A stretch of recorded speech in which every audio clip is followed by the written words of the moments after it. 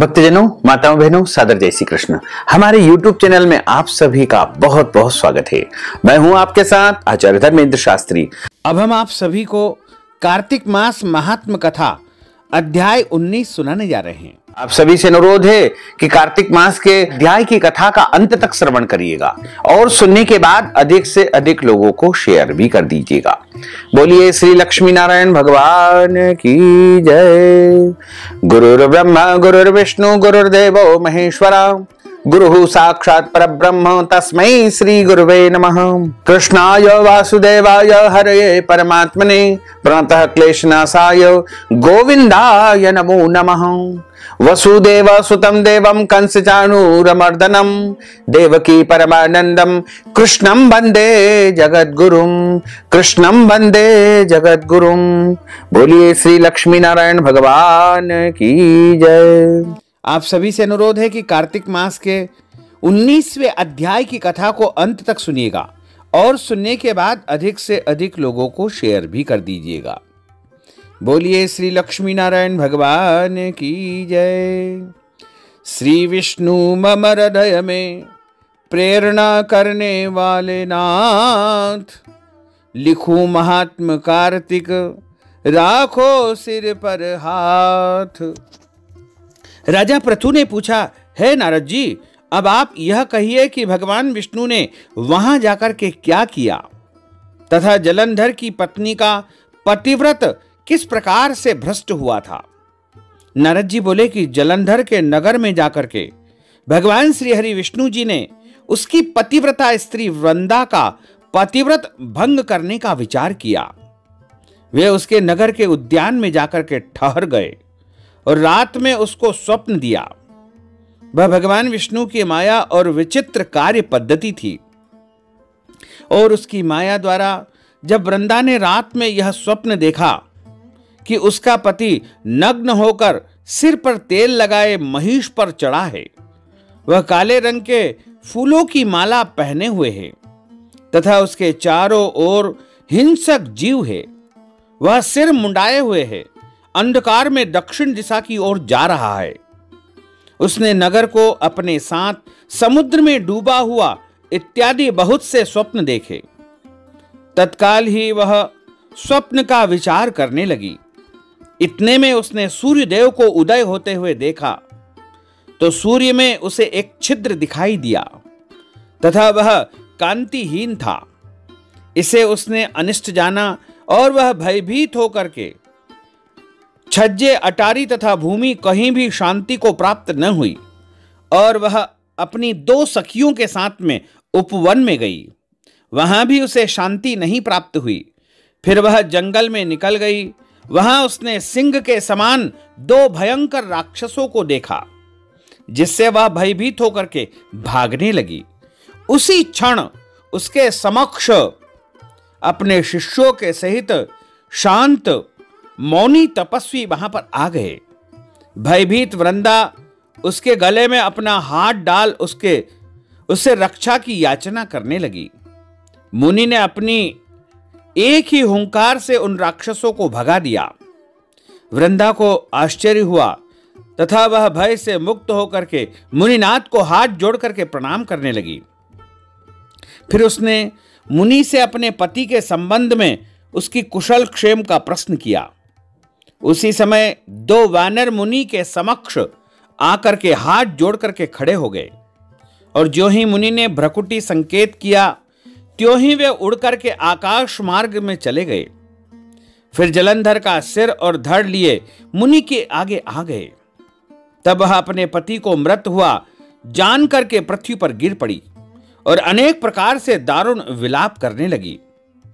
उसके बाद उस मुनि से कहा कि हे कृपानिधे, आप मेरे इस पति को जीवित कर दीजिए। पतिव्रता दैत्य पत्नी ऐसा कह करके दुखी श्वासों को छोड़ करके मुनीश्वर के चरणों में गिर पड़ी। तब मुनीश्वर ने कहा कि यह शिव जी द्वारा युद्ध में मारा गया है, जीवित नहीं हो सकता है, क्योंकि जिसे भगवान शिव मार देते हैं वह कभी जीवित नहीं हो सकता। परंतु शरणागत की रक्षा करना सनातन धर्म है। इस कारण कृपा करके मैं इसे पुनः जीवित कर देता हूं। नारद जी ने आगे कहा कि वह मुनि साक्षात विष्णु ही थे, जिन्होंने यह सब माया फैला रखी थी। वह वृंदा के पति को जीवित करके अंतर ध्यान हो गए। जलंधर ने उठ करके और वृंदा को आलिंगन किया और मुख से चूमा। वृंदा भी पति को जीवित हुआ देख करके अत्यंत हर्षित हुई और अब तक हुई बातों को स्वप्न समझा। तत्पश्चात वृंदा सकाम होकर के बहुत दिनों तक अपने पति के साथ विहार करती रही। एक बार सूरत एवं संभोग काल के अंत में उन्हीं विष्णु को देख करके उन्हें ताड़ित करती हुई बोली, हे पराई स्त्री से गमन करने वाले विष्णु, तुम्हारे शील को धिक्कार है। मैंने जान लिया है कि मायावी तपस्वी तुम ही थे। इस प्रकार कहकर कुपित होकर के पतिव्रता वृंदा ने अपने तेज को प्रकट करते हुए भगवान विष्णु को श्राप दे दिया कि तुमने माया से 2 राक्षस मुझे दिखाए थे, वही दोनों राक्षस किसी समय तुम्हारी स्त्री का हरण करेंगे। हे सर्पेश्वर, जो तुम्हारा शिष्य बना था यह भी तुम्हारा साथी रहेगा। जब तुम अपनी स्त्री के विरह में दुखी होकर के विचरण करोगे, उस समय वानर ही तुम्हारी सहायता करेंगे। ऐसा कहती हुई पतिव्रता वृंदा अग्नि में प्रवेश कर गई। ब्रह्मा आदि देवता आकाश से उसका प्रवेश देखते रहे। वृंदा के शरीर से जो तेज पार्वती के शरीर में पुनः प्रवेश कर गया। पतिव्रता के प्रभाव से वृंदा ने मुक्ति को प्राप्त कर लिया। इस प्रकार कार्तिक मास के अध्याय 19 की कथा का यहां पर समापन होता है। बोलिए श्री लक्ष्मी नारायण भगवान की जय। अच्युतम केशवम राम नारायणम कृष्ण दामोदरम वासुदेवम हरे श्रीधरम माधवम गोपिका वल्लभम श्री जानकी नायकम श्री रामचंद्रम भजे जानकी मनोहरम सर्वलोक नायकम श्री शंकरादि सेवितम पुण्य नाम कीर्तनम श्री राम राम राम राम राम नाम तायकम रामा कृष्ण वासुदेवा भक्ति मुक्तिदायकम रामा कृष्ण वासुदेवा भक्ति मुक्तिदायकम हरे राम राम राम हरे हरे हरे कृष्ण कृष्ण कृष्ण हरे हरे श्री कृष्ण गोविंद हरे मुरारे हे नाथ नारायण वासुदेवा हे नाथ नारायण वासुदेवा हे नाथ नारायण वासुदेवा हे नाथ नारायण वासुदेवा।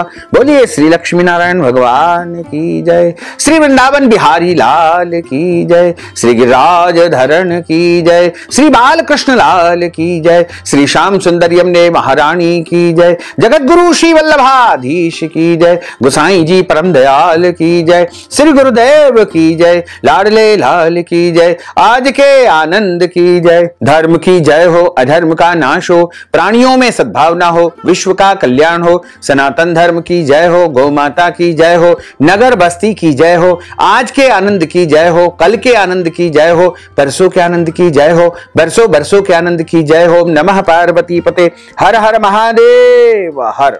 काल हर, कंटक हर, दुख हर, दारिद्र हर, आनंद की लहर कर।